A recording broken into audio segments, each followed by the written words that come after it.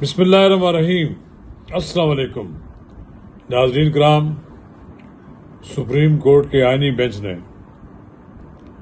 تحریک انصاف کو مخصوص نشستیں دینے کے فیصلے کے خلاف نظر ثانی کی درخواستیں منظور کر لی ہیں اور پشاور ہائی کورٹ کا فیصلہ برقرار رکھا ہے۔ پی ٹی آئی کو مخصوص نشستیں دینے کا فیصلہ کالعدم قرار دی تھی۔ ناظرین کرام، سپریم کورٹ میں اٹارنی جنرل کے دلائل کے اختتام پر سپریم کورٹ کی آئینی بینچ کے سربراہ جسٹس امین الدین خان نے ایک مختصر فیصلہ سنایا۔ ناظرین کرام، اس فیصلے کے بعد پارلیمنٹ اور چاروں صوبائی اسمبلیوں میں قومی اسمبلی اور چاروں صوبائی اسمبلیوں میں مخصوص نشستیں مسلم لیگ نون، People's Party, J U I اور استحکام پارٹی سمیت دیگر جماعتوں میں تقسیم ہو جائیں گی، جس سے پارلیمنٹ میں بھی حیثیت ترکیبی تبدیل ہو جائے گی۔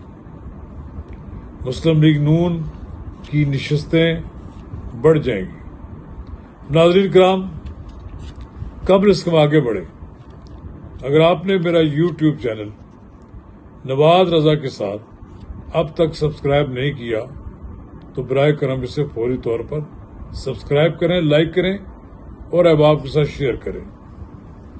یہ سپریم کورٹ کا کیس 12 جولائی 2024 کو فیصلہ جو 8 ججوں کی اکثریتی فیصلہ تھا، اس کے خلاف نظر ثانی کی درخواست تھی۔ آئینی بینچ بنے، اس میں کم و بیش 1 سال لگ گیا ہے سماعت میں، 17 سے زیادہ سماعتیں ہوئی ہیں۔ سپریم کورٹ نے یہ فیصلہ 5 کے مقابلے میں 7 ججوں کی اکثریت سے کیا ہے، اور یہ فیصلہ لکھا گیا ہے کہ الیکشن کمیشن آف پاکستان 15 دن کے اندر جن پارٹیوں کی نشستیں بنتی ہیں انہیں فی الفور یا ان کے نوٹیفکیشن جاری کر دیں۔ یہ پاکستان کی عام انتخابات جو کہ 8 فروری 2024 کو ہوئے تھے، اس کے بعد سے یہ ایشو چل رہا ہے، اور یہ ایشو اس لیے چل رہا تھا کہ الیکشن کمیشن آف پاکستان نے تحریک انصاف جس کا دعویٰ ہے کہ اسے اکثریت حاصل ہے ملک میں، اس کی قومی اسمبلی کو جو نشستیں ملی اس کے تناسب کے ساتھ انہیں نشستیں دی جائیں۔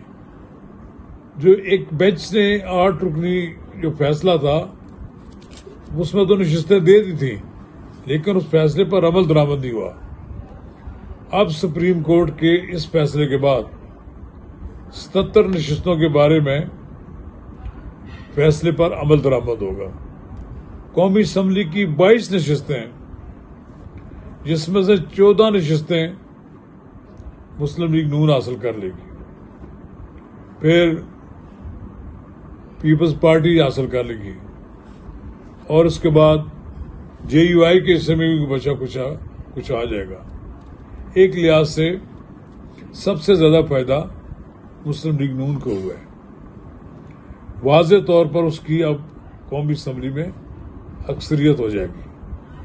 واضح اکثریت کے بعد ایک لحاظ سے مسلم لیگ نون زیادہ مضبوط ہو گئی۔ یہ فیصلہ جو تھا اس پہ انحصار کرتا تھا پورا آئندہ اسٹرکچر کا۔ بہرحال پی ٹی آئی نے اس کو مسترد کر دیا۔ جو بیرسٹر گوہر جو پی ٹی آئی کے چیئرمین ہیں، انہوں نے تو کہہ دیا ہے کہ یہ ہمارے آئینی حق پر ڈاکہ مارا گیا ہے اور ہمیں آئینی حق سے محروم رکھا گیا ہے۔ پی ٹی آئی کی نشستوں کو مال غنیمت کے طور پر بانٹا گیا ہے، اور اب انہوں نے یہ اعلان کیا ہے کہ وہ اس فیصلے کے خلاف اسمبلی اور عوام کے پاس جائیں گے۔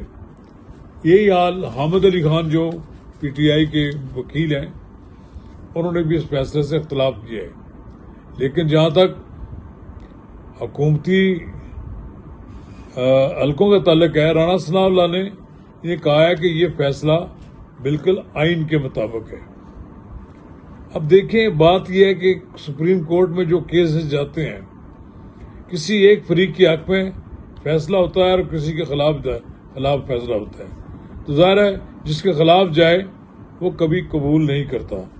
لیکن بہرحال ایک بات بڑی اہم ہے کہ جن ججوں نے فیصلہ دیا ہے حق میں، ان میں جسٹس نعیم اختر، جسٹس عامر فاروق، جسٹس ہاشم کاکڑ، جسٹس شاہد بلال اور جسٹس علی باقر نجوی بھی شامل ہے۔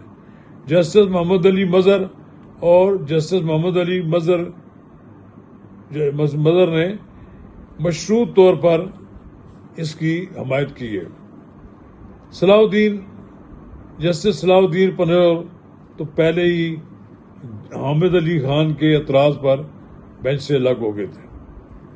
بہرحال اب پی ٹی آئی تو یہ کہہ رہی ہے کہ پاکستان مکمل طور پر بے آئین ہو گیا ہے، پی ٹی آئی کے حق پر ڈاکہ ڈالا گیا ہے۔ آنے والے دنوں میں لگتا یہ ہے کہ پی ٹی آئی اور حکومت کے درمیان محض لڑائی بڑھے گی، لیکن اس اکثریت کے بعد مزید پارلیمنٹ میں حکومت اپنی مرضی کے فیصلے کرے گی اور آئینی ترامیم لائے گی۔ شکریہ۔